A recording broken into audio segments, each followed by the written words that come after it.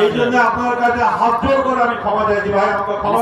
আগামীতে যখন আবার প্রোগ্রাম আমাদের হবে সুন্দরভাবে ব্যবস্থা করবো।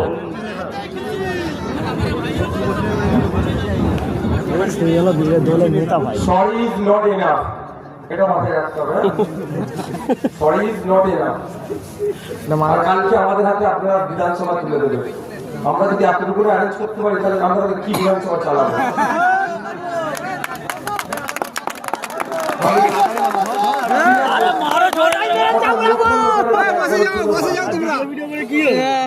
লোক রয়েছে ভাবি না, কিন্তু অ্যারেঞ্জমেন্ট একটু কঠোরমূলক হওয়া দরকার। একটা চট তো দেওয়া দরকার। আপনারা এত বাইকে তেল পেট্রোল পুড়িয়ে আসছেন, কাউকে 50 টাকা দেওয়া হচ্ছে বলুন আপনারা যে বাইকে আসার জন্য? না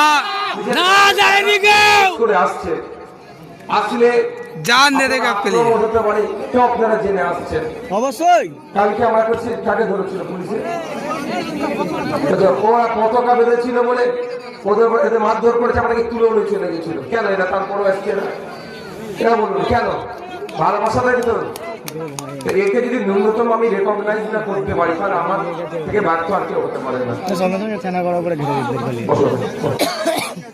আজকে আমাদের পার্টির পক্ষ থেকে আজকে অধিকার সভা, বক্তব্য দেওয়ার অনেক ছিল, সিরিয়াস বলছে, আমার মাইন্ড ঘেটে গেছে। আমি আজকে একটা প্রোগ্রাম ছিল, একটা স্কুলের প্রোগ্রাম, সেখানে আমি বলেছিলাম এখানে গিয়ে একটু এসআইআর নিয়ে বলবো। সিরিয়াস বলছি, আমার মাইন্ড ঘেটে গেছে, বক্তব্য দেওয়ার মাইন্ড নাই। আমি আমার দেখুন, আমি ঠিক আছে আমাকে দুঘা মারলে আমার রাগ হয় না, আমার ভালোবাসার মানুষদের উপর যদি ডেনসার হয় না আমার মাথা গরম হয়ে যায়। এসে দেখছি এত ভালোবাসার মানুষকে দাঁড় করিয়ে রেখেছে, বসার মধ্যে চট দেয়নি, আমার মাইন্ড সিরিয়াস বলছি ঘেটে দিয়েছে।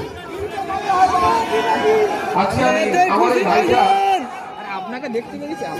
আমার এই ভাইটা পতাকা লাগাতে গিয়েছিল, তারপরে গতকালকে তারপর আক্রমণ হয়েছে, মারধর করেছে।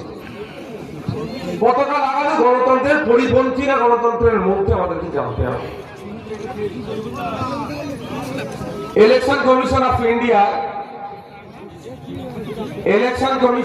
ইন্ডিয়া ওয়েবসাইটে যাবে,